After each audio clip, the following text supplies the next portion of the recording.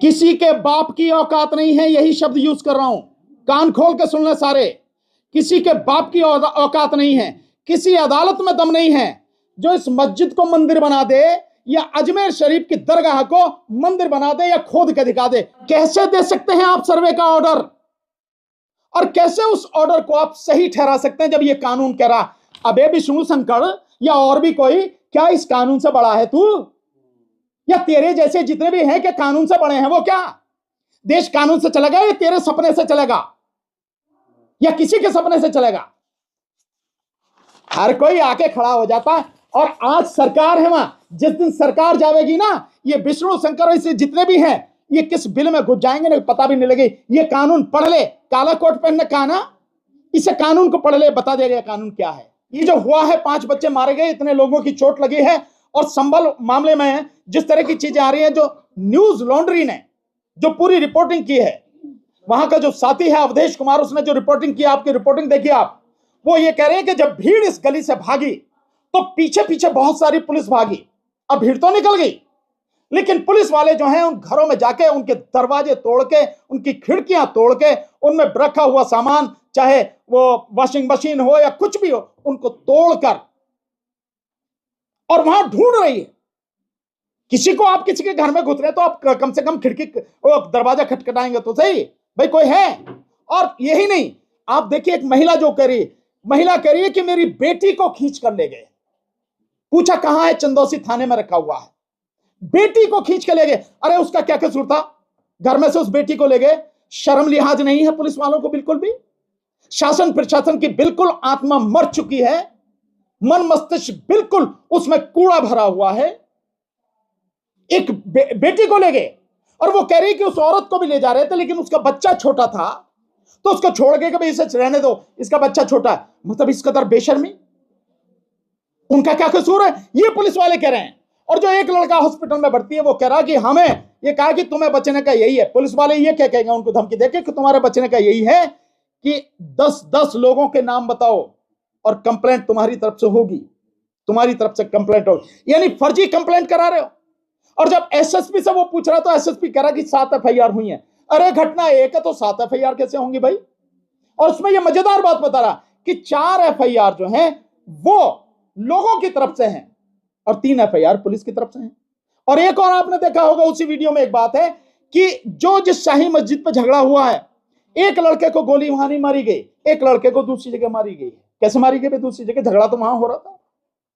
क्या ये सारे सवाल नहीं है? क्या ये गंभीर सवाल नहीं है?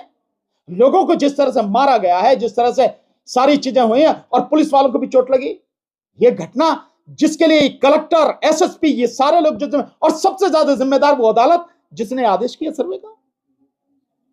लेकिन अब कोर्ट में से कहा जा रहा है कि जो एएसआई है, एएसआई के अनुसार तो उस जामा मस्जिद में एएसआई के अंडर आता है तो उसमें कुछ कंस्ट्रक्शन या कुछ मॉडिफाई नहीं कर सकते, लेकिन उसमें मॉडिफिकेशन है। मॉडिफिकेशन की बात ही नहीं है भाई। नहीं, अब तो आप जो चाहे तर्क दे दो आप भाई, तर्क आपके हैं। क्या बाकी जो लोग हैं उन्होंने जाके देखा है कि तुम जो कह रहे हो? ये तो डिटेल जांच का विषय है, चर्चा का विषय है। दिखा भाई तेरे पास क्या सबूत है? वो तो नहीं है ना। और जब आप हो भी रही है, माना आप सर्वे कर रहे हैं, तो रिपोर्ट आप कैसे पब्लिक कर सकते हैं? आप कैसे सारी चीज कर सकते हैं? और कैसे सर्वे टीम के साथ में वो भीड़ जा सकती है जो जय श्री राम के नारे लगा रही है? कोई नियम कायदा कानून तो होगा। अगर कहीं किसी को भेजा जा रहा है सर्वे के लिए, एएसआई की टीम जा रही है, तो वो सरकारी अधिकारी कर्मचारी हैं, वो जा सकते हैं। चलो अगर हो गया, हालांकि ये कानून बिल्कुल स्पष्ट रूप से मना कर रहा है, ये कानून गैर कानूनी काम हो रहा, पर उनके साथ में भीड़ के जाने का क्या मतलब है? कैसे जा रही है भीड़? ये सोची समझी साजिश के तहत है। और महाराष्ट्र के हर जिले में लोग सड़क पर निकलने हैं। उस गांव में जिस गांव ने वोट दी, पूरा का पूरा गांव, कि हमें एक वोट भी नहीं, वो गांव निकल के सड़क पर आ रहा। इसलिए ये जो मामला बढ़ रहा है, इसमें इलेक्शन कमीशन बिल्कुल नंगा हो चुका है और हो जाएगा जो भी है बचा को।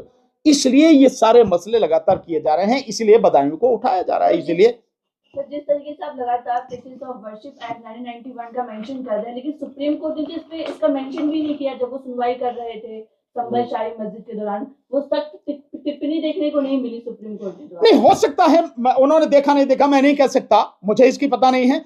लेकिन वो टिप्पणी करें ना करें, ये मान लेते हैं कि भाई उनको ज्ञान होगा, भाई सुप्रीम कोर्ट का जज है, उन्हें इसका ज्ञान होगा प्लेसेस ऑफ वर्शिप एक्ट का, मान लेते हैं। और अगर नहीं भी मानते तो वाकायदा पढ़ना चाहिए। और ये जो मामला उन्होंने वहां भेजा है, मेरे से ये सवाल पूछा वॉइस ऑफ अमेरिका वालों ने कि साहब ये जो वहां भेजा है कोर्ट ने हाई कोर्ट के लिए, इसके विषय में मैं ये मानता हूं कि जब आप स्टे कर रहे हैं तो आप ही फाइनली डिसाइड कीजिए ना इसको, आपको क्या दिक्कत है? उस पिटीशन को जो पढ़ी है उस डिसमिस कीजिए। इस एक्ट का, ये एक्ट कह रहा है ना सब कुछ, सुप्रीम कोर्ट को अपनी तरफ से तो नहीं कुछ कहना ना, ये कानून है, सुप्रीम कोर्ट को कानून लागू करवाना। तो ये कानून जब कह रहा है, इस कानून का हवाला देते हुए आप तुरंत वो जो पिटीशन पड़ी है उसको खारिज क्यों नहीं करते?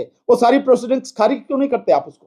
तो आप क्यों भेज रहे हैं उसको इलाहाबाद हाई कोर्ट? उसकी जरूरत नहीं थी।